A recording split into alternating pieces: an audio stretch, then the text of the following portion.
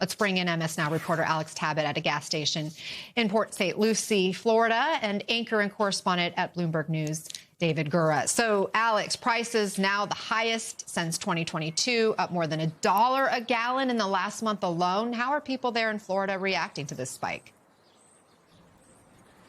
Well, Anna, we're hearing a lot of frustration and exasperation. We talked to two Floridians, one who's a diehard supporter of President Trump, who actually named his junk removal company after President Trump, who tells us he's hoping that these price spikes are temporary. Meanwhile, we talked to another Floridian who's living below the poverty line, and he says he has to make difficult decisions every single day under these economic conditions. Take a listen to what they had to tell me.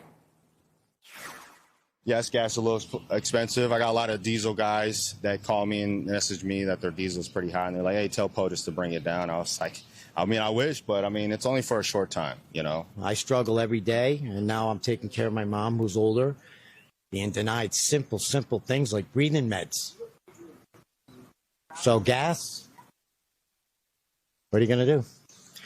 So I don't eat this week because I have to take mom to the doctor's tomorrow. If you could pick one word to describe the economy, your economic situation right now under these conditions, one word to describe that. Desolate. And Anna, here in Florida, gas prices are actually higher than the national average at about $4.12 per gallon. And what's frustrating so many of these Floridians is that they don't see an end in sight. Anna. Alex Tabbitt, thanks so much for bringing us that. So, David, the last time gas prices were this high, it was fueled by the pandemic as well as the Ukraine war, eventually surpassing $5 a gallon. We're at $4 now, up $1 in the past month. How much worse could it get this time around? Well, analysts I talked to say it could get much worse. And I think there's this debate ongoing between the White House, which has said over and over again this is going to be short-lived.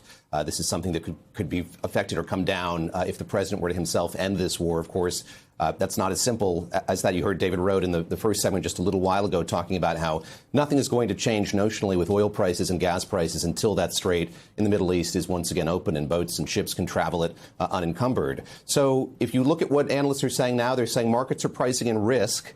What's happening here, the fact that there is such danger in the Strait of Hormuz, but they're not pricing in the kind of disruption that we are seeing and are likely to see. So you're right to bring us back to 2022, to the war in Ukraine, which had that huge effect on oil prices and gas prices. And certainly from that trickled down to consumer spending habits and sentiment as well. I think that's where we are in this story. You look at polling, you look at sentiment data, and there are huge indications here that Americans are feeling like we've crossed the psychological threshold of $4 a gallon. Things have gotten so much worse here over the course of the last month, and there is rampant pessimism that things are only going to get even worse from here.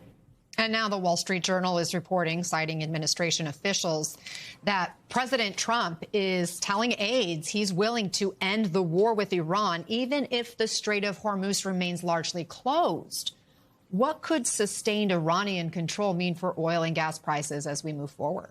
It certainly doesn't resolve this situation at all. And yes, the U.S. produces an incredible amount of oil, but those prices are set on a global scale. It's a global oil market. So it would leave a lot uncertain. It would have a major negative effect here on prices going forward. Just that level of uncertainty, what can get through and what can't. And we can talk a lot about the first order effects of this, what we're paying at the pump, how that's impacting consumers. But of course, there are second and third order effects of this as well. We're not just talking about oil and gas. There's kerosene, there's diesel. That has implications for jet fuel, has implications for what can be transported around this country, the plastics that are made, what fertilizer can get out of the Gulf. So all of those are huge open questions, really glaring variables here that wouldn't be resolved if the president were to say simply, look, I'm done here. I'm moving out of the Middle East. This is very much an unresolved situation and would be.